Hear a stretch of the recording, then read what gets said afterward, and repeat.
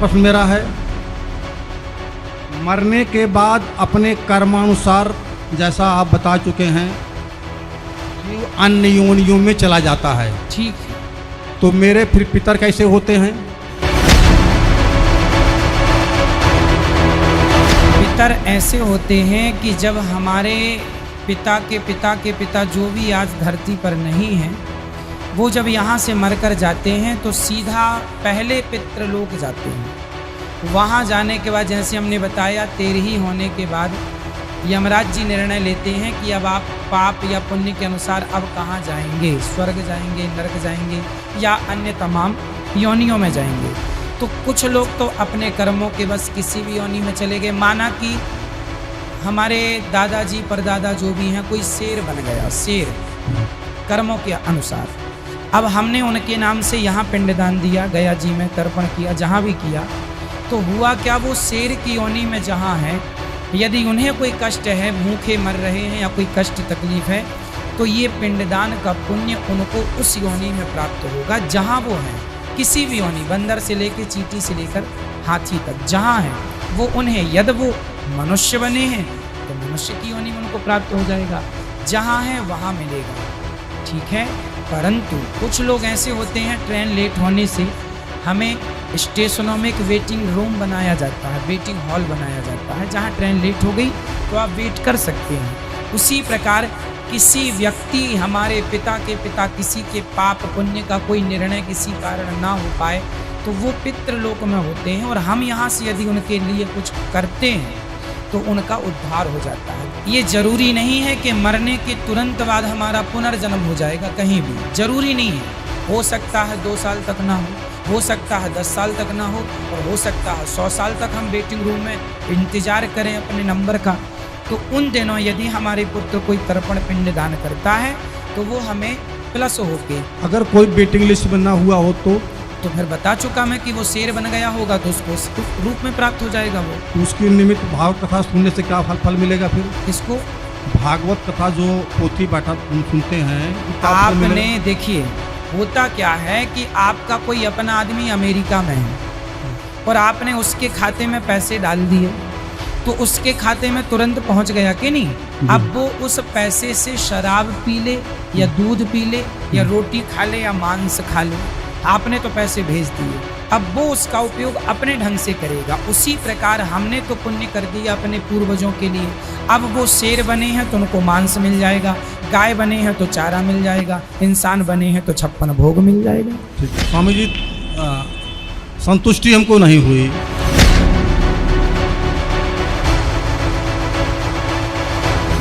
इसी मार्कंडे पुराण में इन कहाँ से ले रखे ये श्राद्धा के सिलसिले।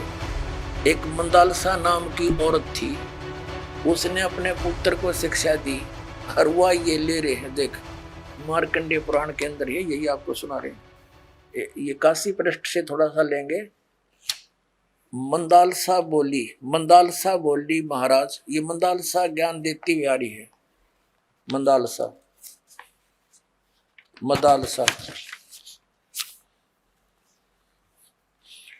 ये 82 पृष्ठ पे संक्षिप्त मार्कंडे पुराण, यहां देखिए।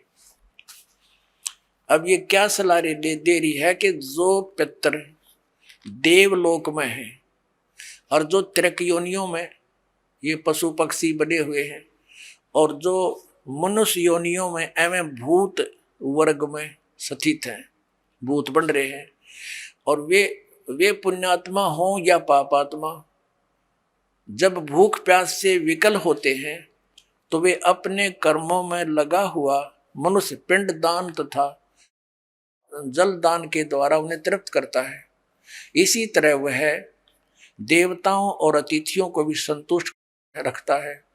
देवता, मनुष्य, पितर, भूत, प्रेत, गुहक, पक्षी, कृमि और कीट आदि भी मनुष्यों से ही जीविका चलाते हैं। अब ये क्या बता रही है कि चाहे तो वो जो पितर देवलोक में है, जो त्रिक योनिया में पड़े हैं, और जो मनुष्य योनियों में यानी भूतादि पितर पैतर बन रहे हैं, वे पुण्यात्मा हों या पापात्मा, सब भूखे प्यासे मरते रहते हैं। तो वो टट्टू देवलोक में हुए, भूखे मरते प्यासे मरे। अब क्या बताते हैं आगे, ये देखिएगा यहाँ क्या बताया है संक्षिप्त मार्कंडेय पुराण 92वें पृष्ठ पे, इनमें से जो नरक में निवास करते हैं, जो पशु पक्षी की योनियों में पड़े हैं तथा जो भूत प्रेत आदि के रूप में सतीत हैं, उन सब को विधि पूर्वक श्राद्ध करने वाला यजमान तृप्त करता है। कैसे करता सुनो।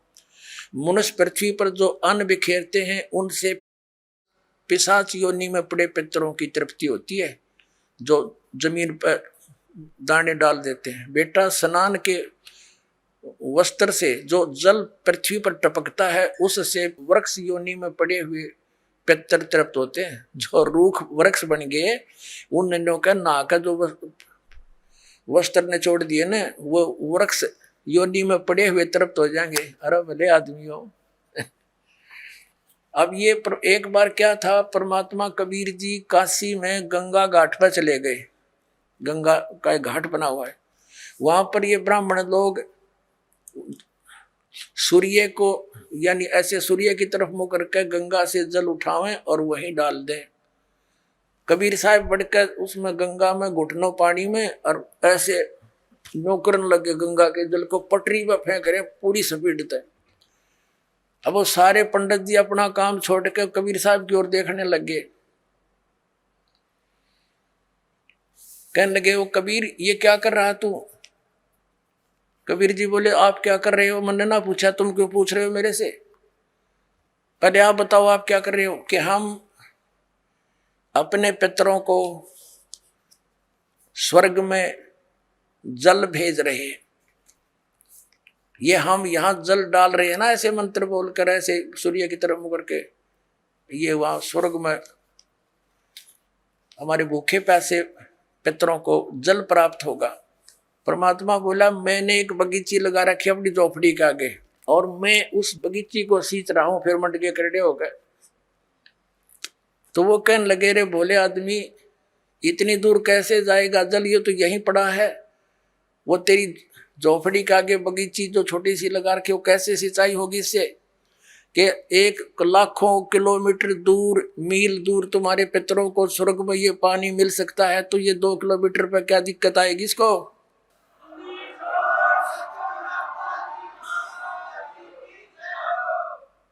तो उनकी चौंध टूट गई। पंडित जिया ने फिर अपना गलती स्वीकार की, मालिक की शरण ग्रहण करी। अपने आत्माओं वही यहाँ ये सिस्टम है। देखो अब देखो इनके आगे फिर मार्कंडेय पुराण हम पढ़ रहे हैं 92 पृष्ठ पे 92 पे। उससे वृक्ष योनि में पड़े हुए पितर तृप्त होते हैं। अच्छा वृक्ष तो है इतना बड़ा और पानी निचोड़ा कपड़े का उड़ा गंगा के किनारे, बताओ वृक्ष कैसे तृप्त होगा। उसमें तो बाल्टी भर गिरनी पड़ेगी। तो किसी मूर्ख बना रखे देखो। और नहाने पर अपने शरीर से जो जल के कण इस पृथ्वी पर गिरते हैं उनसे उन पितरों की तृप्ति होती है जो देव भाव को प्राप्त हो रहे हैं। देखो इनकी अकल।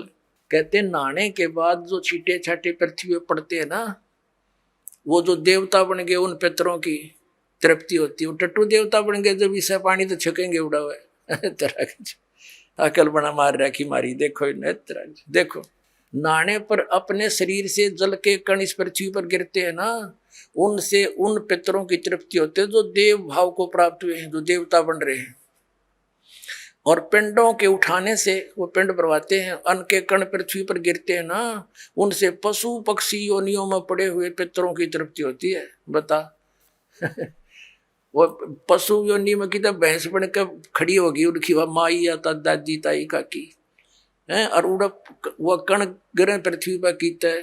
वह भैंस तो उड़े एक टोकरा ने भूस खावा डेली, एक कण तक क्यों कर छिकेगी वह है तेरा कैसे भाई। देखिए से मूर्ख बना रखा।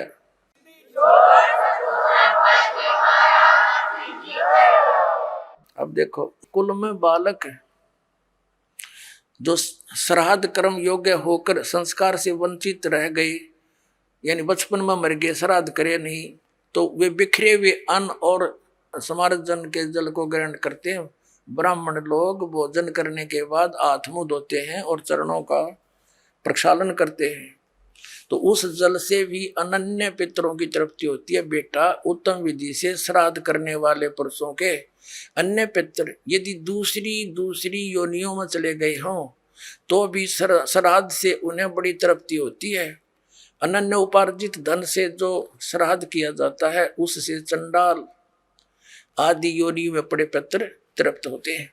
अब जो भूत प्रेत पितर कितने वृक्ष बन गए, कोई भैंस बना खड़ा है, कितने कोई काटड़ा बन रहा है, इन्हों के वो भी तृप्त होंगे। वो थोड़े छक्के दो दो दड़ी खाओ एक कब जब पेट भरे। एक बार आदरणीय गरीबदास साहिब जी गांव छुड़ानी में हुए, जिनको परमात्मा मिले थे और सचखंड ले जाकर वापस छोड़ा था। उन्होंने फिर ये ज्ञान दिया। एक उनका शिष्य था किसान, और वो गरीबदास साहिब जी के पास बहुत समय बैठता था, प्रतिदिन सत्संग सुनता था, दिन में विचार सुनते रहते थे, बैठ जाते थे। तो वो एक दिन नहीं आया। गरीबदास जी ने पूछा, भाई कल क्यों नहीं आया? अगले दिन जब वो पहुंचा, उसने बताया कि महाराज जी कल मेरी माँ का श्राद्ध था और हमारे गुरुजी वो पंडित जी आए थे, उन्होंने श्राद्ध श्रुत निकाला, उसमें सारा दिन बिजी रहा मैं। कहा अच्छा भाई। फिर कहने लगा जी कल भी नहीं आने पाऊंगा मैं। पर गरीबदास जी ने पूछा कल क्या बात है? कि कल मेरे पिताजी का श्राद्ध है। अच्छा। परमात्मा पहले भी बहुत समझाते थे गरीबदास साहिब जी, लेकिन हमारी बुद्धि इतना काम नहीं करती, हम संसार के व्यवहार को घड़ा में तो देते हैं। तो कभी गरीबदास जी ने कहा भी एक काम करना बेटा, जब तेरे पिता का श्राद्ध निकाल ले तुम्हारे वो ब्राह्मण जी, उसके बाद 2 व्यक्तियों का खाना ले आना यहाँ पर। अब उस व्यक्ति ने सोचा गुरुजी अपने लिए मंगाते होंगे। जब उनके गुरुजी ने सारा काम कर लिया, तैयारी उसने सब लगा दिया, भोग भाग कौवे कावे छका दिए, तो बाद में बचे हुए 2 रोटियों का 2 मनुष्यों का खाना लेकर के वो गरीबदास जी के मकान में आ गया।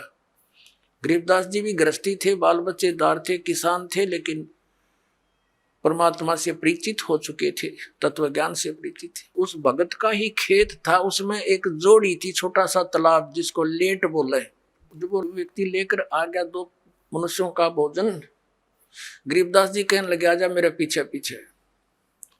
अब उस व्यक्ति ने सोचा खेतों में कोई साधु संत आए होंगे, इनसे मिलने आते रहते हैं।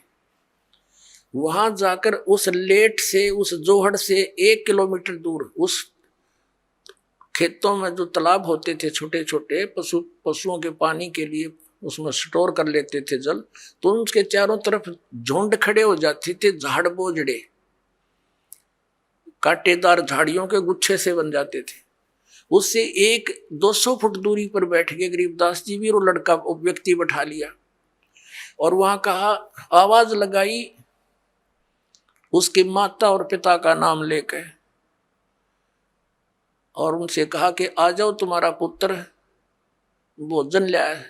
उसमें से एक गिद्दड़ और गिद्दड़ी निकल कर आए और वहां आकर खड़े हो गए, और लीला थी गरीबदास साहिब जी की, और कहा बेटा ये तेरी माँ, ये तेरा बाबू, ये तेरा पिताजी, इन्हें खिला भोजन। वो दर दिया खोल कर उसने। अब वो छक गए दोनों, 1 मिनट खा गए फटाफट और खा कर भाग गए। अब गरीबदास जी बोले कि तुम्हारे गुरुजी क्या कह रहे थे कि 1 दिन के भोजन खिलाने से और 1 वर्ष तक तुम्हारे पिताजी पितर जो जिस भी योनि में है वो तृप्त रहेंगे। हाँ जी ऐसे कह रहे थे, ये दोनों भूखे मरे थे, खा गए सारे ने, और भोगते ला के आए हो तुम्हें। हाँ जी।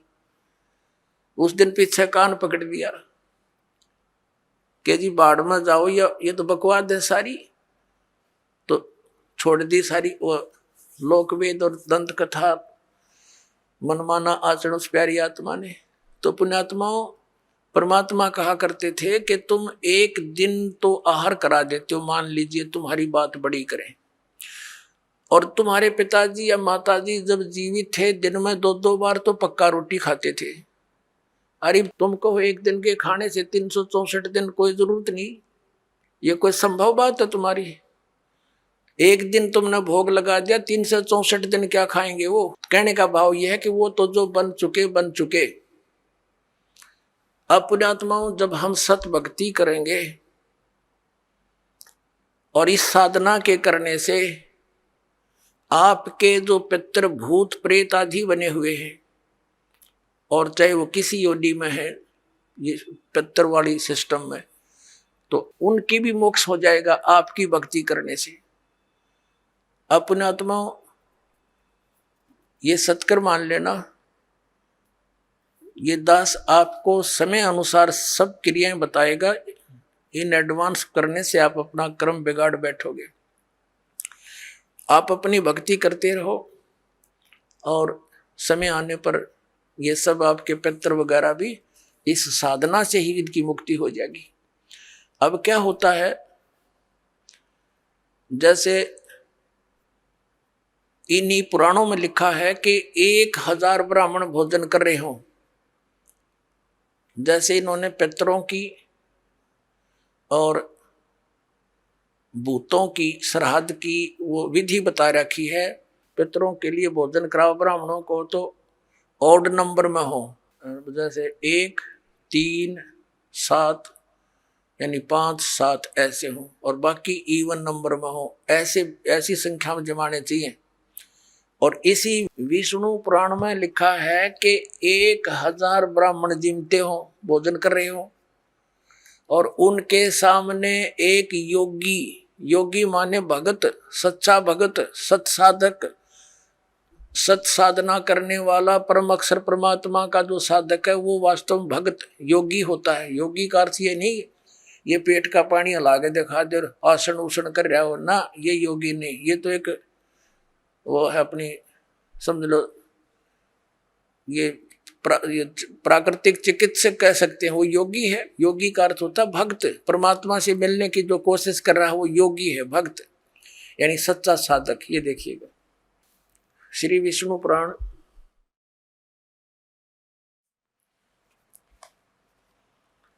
गीता प्रेस गोरखपुर से प्रकाशित है।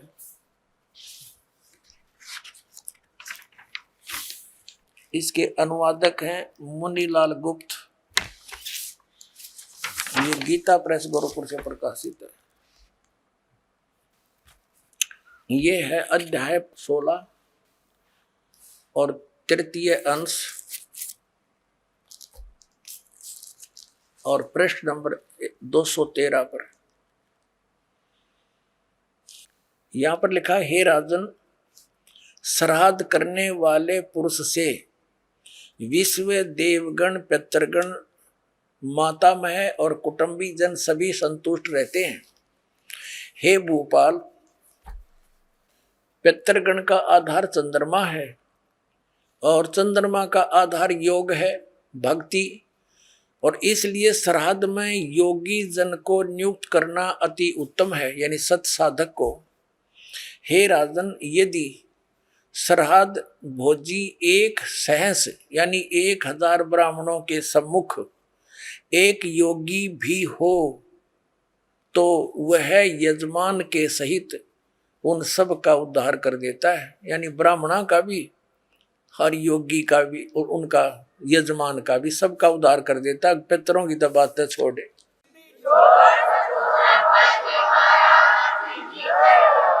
अब पुण्यात्माओं, यहाँ पर आप सब योगी हैं और जो भक्त आपके यहाँ दान करता है वो आपको जमा रहा है, तो आपके पितरों का तो वही उद्धार हो जाएगा। ये सत्कर मान लियो।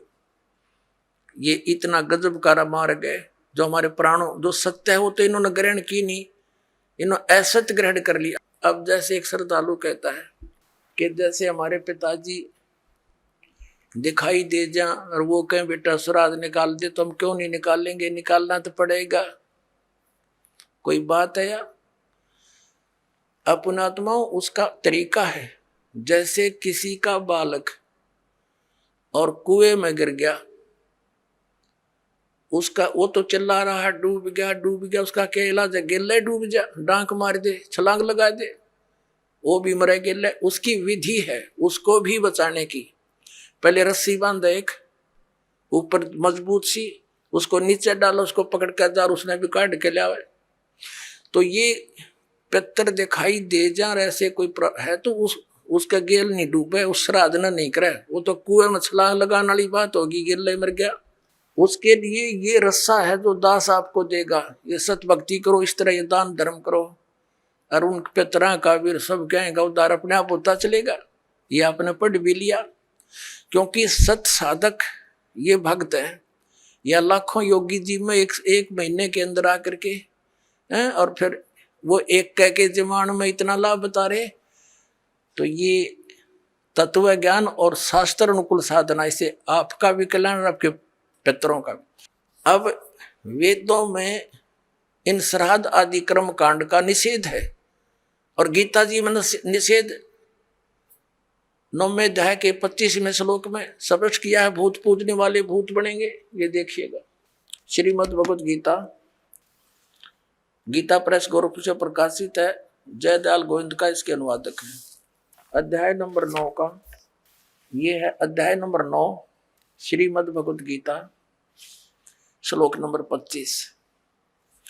देवताओं को पूजने वाले देवताओं को प्राप्त होंगे, पितरों को पूजने वाले पितरों को प्राप्त होते हैं, और भूतों को पूजने वाले भूतों को प्राप्त होते हैं, और मेरा पूजन करने वाले मुझको ही प्राप्त होते हैं। 13वां में गुणों के कार्य रूप सात्विक, राजस और तामस, इन 3 प्रकार के भावों से ये सारा संसार प्राणी समुदाय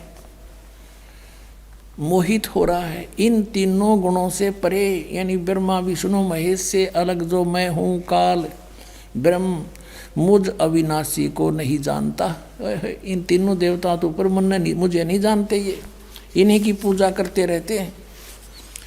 अब 14वें श्लोक में 7वें अध्याय के इसमें क्या कहा है, क्योंकि यह अलौकिक अर्थात अति उद्भुत अद्भुत त्रिगुणमयी मेरी माया, रजगुण ब्रह्मा, सतगुण विष्णु, तमगुण शिव जी के द्वारा फैलाया गया जाल बड़ी दुस्तर है। ये माया बड़ी खतरनाक है, और जो पुरुष मुझको निरंतर भजते हैं, ये ब्रह्म कहता है, जो मेरी भक्ति करते हैं वो माया का उल्लंघन कर जाते हैं, वो ब्रह्मा विष्णु महेश की पूजा नहीं करते, इनसे ऊपर उठ जाते हैं। और 15वें में कंसेप्ट क्लियर कर दिया, माया के द्वारा जिनका ज्ञान हरा जा चुका है, त्रिगुणमयी माया, रजगुण ब्रह्मा, सतगुण विष्णु, तमगुण शिव जी के द्वारा जिस उनकी भक्ति से ऊपर जो कुछ सुनने को तैयार नहीं, कुछ करने को तैयार नहीं, उनका उन्हीं से मिलने वाले लाभ पर आश्रित हो चुके हैं, उनका ज्ञान हरा जा चुका है। असुर स्वभाव को धारण किए हुए मनुष्यों में नीच और दूषित कर्म करने वाले मूढ़ लोग, मूर्ख मुझको नहीं भजते।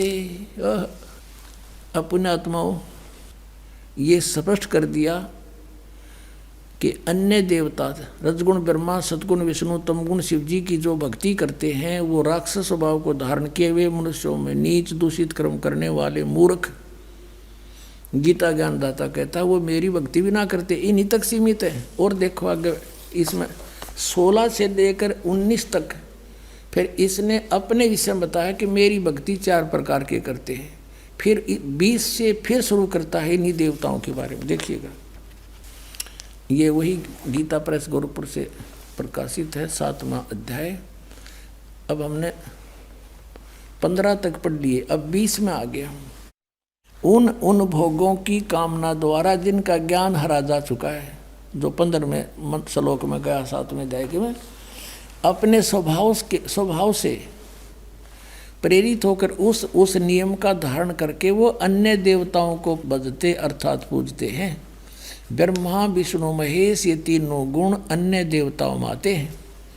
अब यहाँ देखो 21वें का 7वें अध्याय का 21वां श्लोक, जो सकाम भक्त जिस देवता के स्वरूप को श्रद्धा से पूजना चाहता है, उस भगत की श्रद्धा को मैं उसी देवता के प्रति स्थिर करता हूँ।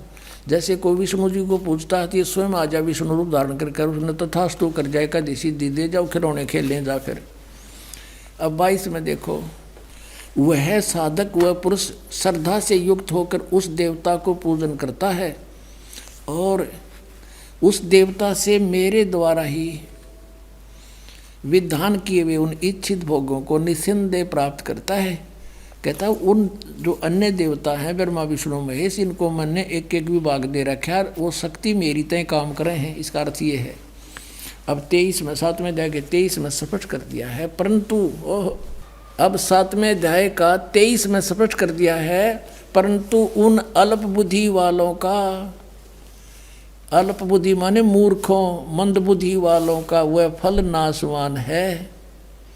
देवताओं को पूजने वाले देवताओं को प्राप्त होते हैं, ओए और मेरे भक्त मुझको ही प्राप्त होते हैं। इन्होंने ये डंगा डाल दिया, चाहे जैसे ही भजे, चाहे कोई बात हुई। गीता जी कहता है कि एक मेरा तो एक वो मंत्र, उसके अतिरिक्त कुछ भी नथिंग एल्स, ये इन्होंने आप पढ़ा दिया, चाहे जैसे भी भजे हरे राम हरे कृष्ण करें। इनका उद्देश्य ये है यहाँ डंगा डाण का, मेरे भक्त मुझको ही प्राप्त होते हैं, इतना सा बात है। अपने आत्मा रजगुण ब्रह्मा, सतगुण विष्णु, तमगुण शिव जी, ये अन्य देवताओं में आते हैं। और शास्त्र विधि को त्याग कर जो मनमाना आचरण करते हैं उनको कोई लाभ नहीं होता। 16वें अध्याय के 23वें श्लोक में कहा है। अब यहाँ थोड़ा सा कंसेप्ट और क्लियर करते हैं। अब जैसे 16वें अध्याय के 23वें श्लोक में ये कहा कि शास्त्र विधि को त्याग कर जो मनमाना आचरण करते हैं उनको कुछ भी लाभ नहीं होता, ना उनकी गति हो, ना उनको कोई सुख हो, और ना उनकी कोई सिद्धि प्राप्त हो, यूजलेस। फिर क्या फायदा उस भक्ति का। और देखिएगा इन तीनों देवताओं की भक्ति भी शास्त्र विधि त्याग का मनमाना आचरण है। ये देखिएगा, यही गीता प्रेस गोरखपुर से प्रकाशित है। 16वें अध्याय का 23वां श्लोक दिखाते हैं। ये 16वां अध्याय और इसका 23वां श्लोक यहाँ पर है। जो शास्त्र विधि को त्याग कर अपनी इच्छा से मनमाना आचरण करते हैं वह न सिद्धि को प्राप्त होता है, न परम गति को, और न सुख को ही, यूजलेस। अब यहाँ 24वें श्लोक में 16वें अध्याय में कहा है, इससे तेरे लिए कर्तव्य और अकर्तव्य की व्यवस्था में शास्त्र ही प्रमाण है। यानी जो सदग्रंथों में विधि लिखी वही करना, और किसी की दंत कथा से हरे राम कृष्ण कृष्ण राधे राधे ये नहीं करना। ऐसा जानकर शास्त्र विधि से नियत कर्म करने योग्य हैं, और यानी शास्त्र के अंदर जो वर्णन है वही करना। अब देखो अपने आत्माओं 17वें अध्याय में अर्जुन ने पूछा कि भगवान जो शास्त्र विधि त्याग का जो मनमाना आचरण करते हैं वो कैसे स्वभाव के होते हैं। देखिएगा अब शपथ 10वां अध्याय, अब 16वें अध्याय के 23-24 अंतिम मंत्र हैं, उनमें बता के शास्त्र विधि त्याग का मनमाना जो आचरण करते हैं उनको कुछ भी लाभ नहीं हो। तो अर्जुन ने पूछा, क्योंकि अर्जुन उसको कृष्ण मान रहा है, श्री कृष्ण में बोल रहा था वो ब्रह्म, हे कृष्ण जो मनुष्य शास्त्र विधि को त्याग करे और श्रद्धा से युक्त देव आदि का पूजन करते हैं। अब जो के जो शास्त्रीय विधि त्याग कभी कुछ जिसकी जो पूजा करते हैं उनकी स्थिति कौन सी है, सात्विक है अथवा राजसी या तामसी। अब यहाँ उत्तर देता है गीता ज्ञानदाता दूसरे श्लोक में 17वें अध्याय के में, मनुष्यों की वह शास्त्रीय संस्कारों से रहित केवल स्वभाव से उत्पन्न श्रद्धा, शास्त्रों से हटकर मनमानी जो श्रद्धा है वह सात्विक, राजसी और तामसी ये 3 प्रकार की होती है, उसको मुझसे सुन। अब ये दास आपको इसमें तो आपका समझ में आओ नहीं, क्योंकि ये तो पढ़ते हैं आपने 5500 वर्ष हो गए, ये समझ में आओ तो फिर बात तय की थी। अब दास बताओगा इसमें क्या है कि शास्त्र विधि त्याग का मनमाना आचरण तो कंडम बता दिया, यूजलेस। फिर भी पूछा कि वो करे हैं, वो होश हैं किसी स्वभाव के जो देवताओं की पूजा करते हैं ना, शास्त्र विधि त्याग कर डोहे तो वो डरे हैं, लेकिन वो अच्छी आत्मा होती है जो देवताओं तक सीमित है और बकवाद नहीं करते। वो अन्य देवताओं की पूजा करते हैं, कोई विष्णु की, कोई शिव की, हैं इनकी ब्रह्मगते करते नहीं, या कोई और देवी देवी की, जैसे तो कांगड़ा वाले की तो फलाने वाली की, कहते हैं तो यूजलेस, पर इनका स्वभाव है अच्छी आत्मा तो देवताओं की पूजा करते हैं, और जो दूसरे हैं वो जंतर मंतर करने वाले, ये भूत प्रेत की झाड़े झूड़े लानी है, ये तामसी वृत्ति के लोग होते हैं। ये बकवादी भैरव भूत ने पूजे हैं, दारू पीऊँ और मांस खाऊँ को वो भैरव बोलूँ हूँ, जो बोतल चढ़ा दो, पीऊँ बोतल खाओ, मांस निकम्मे हो बर्बाद करें। कहने का भाव ये है कि हैं तो ये शास्त्र विधि त्याग का मन माना आचरण यूजलेस, पर इनका स्वभाव अलग अलग होता है, क्योंकि इनको ज्ञान नहीं होता, तत्वदर्शी संत नहीं मिलता, तब तक ये रास्ता बदल नहीं सकते। फिर बताया कि जो देवताओं की पूजा करते हैं शास्त्र विधि त्याग के, है तो यूजलेस, लेकिन वो सात्विक व्यक्ति के होते, अच्छी आत्मा होती है। और जब उनको जो है ज्ञान हो जाएगा तब वो अपना रास्ता चेंज कर सकते हैं, और जो तामसी व्यक्ति के हैं वो नहीं जल्दी से समझते। अब यहाँ गीता जी अध्याय नंबर 7 के श्लोक नंबर 12 से 15 में क्या कहा है? तीनों गुणों के पुजारी, अन्य देवता में आते तीनों गुण, रजगुण ब्रह्मा, सतगुण विष्णु, तम गुण शिव जी। राक्षस स्वभाव को धारण किए मनुष्यों में नीच दूषित कर्म करने वाले गीता ज्ञानदाता कहता मुझे भी ना बजते ये। और फिर कहता मेरी भक्ति 4 प्रकार के करते हैं, आर्थ, अर्थार्थी, जिज्ञासु और ज्ञानी। परमेश्वर कबीर जी ने कहा था, गुण तीनों की भक्ति में ये भूल पड़ो संसारे, कह कबीर निज नाम बिना कैसे उतरो पार। निज नाम ये सतनाम है 2 अक्षर का, और सार नाम वो अलग है, आदि नाम जिसे कहते हैं। 3 देव की जो करते भक्ति, उनकी कदे ना हो मुक्ति। और वो हमारी गीता जी कह रही है कि शास्त्र विधि को त्याग कर जो मनमाना आचरण करते हैं, यूजलेस, ना उनकी परम गति हो, ना उनको सिद्धि प्राप्ति हो, ना कोई सुख हो, फिर किस लिए डलेड हो रहे हो? ये श्राद्ध कितना आगे फिर। अब आपको दिखाते हैं एक झलक पुराणों में क्या लिखा है। एक मार्कंडे पुराण है।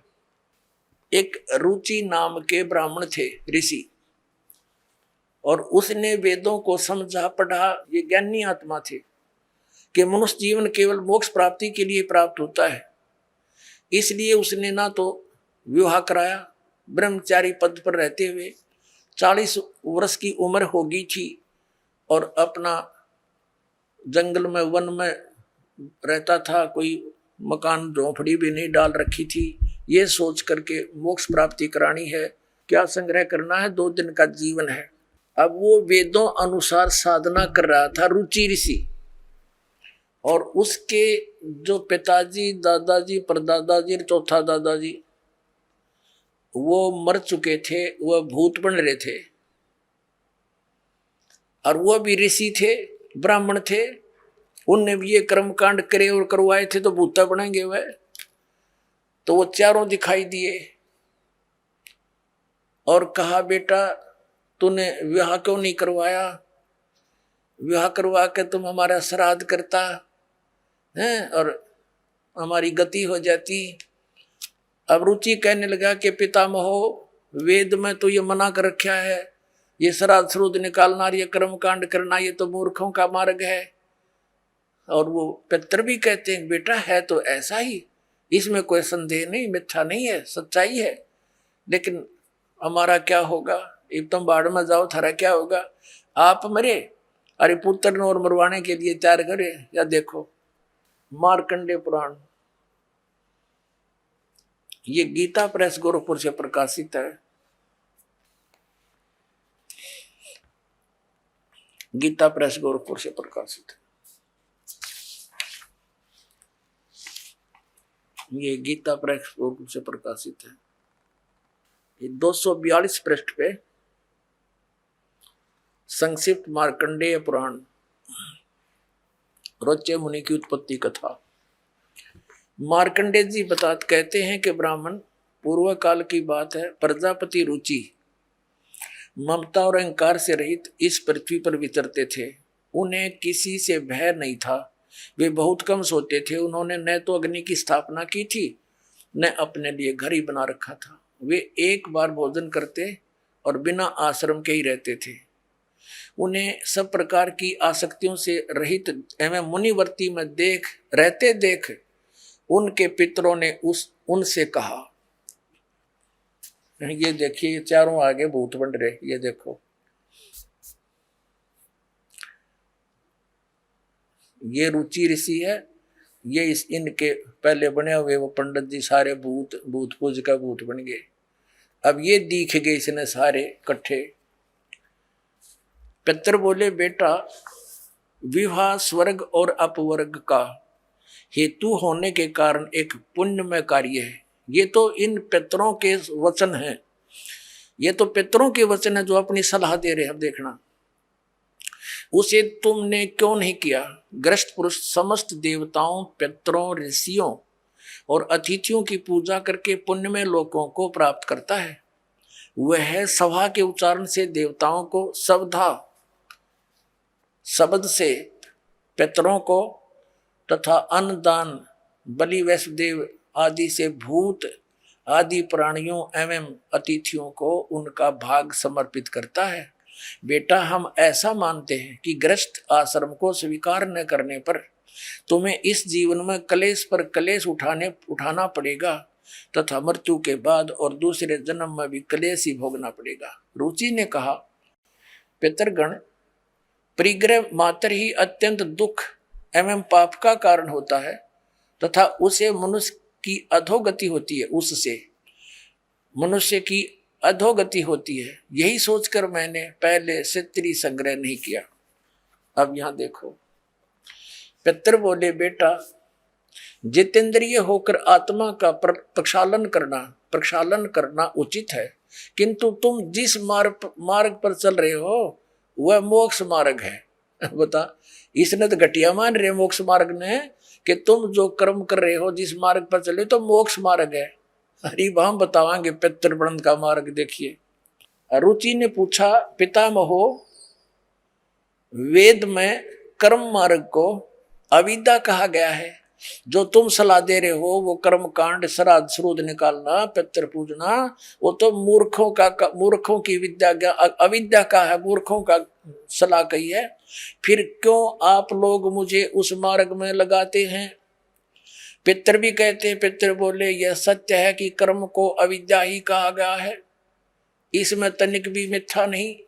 फिर थोड़ा शर बच गया, फिर क्या रह गया बता भाई? ये हमारे पुराणों में लिखा है। अब इस बात को पितर भी मानते हैं। आप जो साधना करें तो मोक्ष मार्ग है, और आप फिर उसको सलाह दे रहे हैं भूत पूज, श्राद्ध निकाल, ब्याह करवा, अरे यो नरक मार्ग है। और आप भी मानते हैं कि आप जो मार्ग अपना रहे हो तो मोक्ष मार्ग है। और रुचि कहता है वेद के अंदर तो इसको अविद्या, मूर्खों की साधना बताई है, तो पितर भूत पूजना, श्राद्ध निकालना, और पितर स्वीकार भी कर रहे हैं। कहा ऐसा ही है, इसमें कोई मिथ्या नहीं। फिर ये बकवाद घट रखी, अगर ऐसा कर लो, पितर ऐसा कर देते हैं, पितर पुत्र दे देते हैं, टट्टू दे देते हैं, आपा भूखे मरे। बतावे हम मूर्ख बना रखा।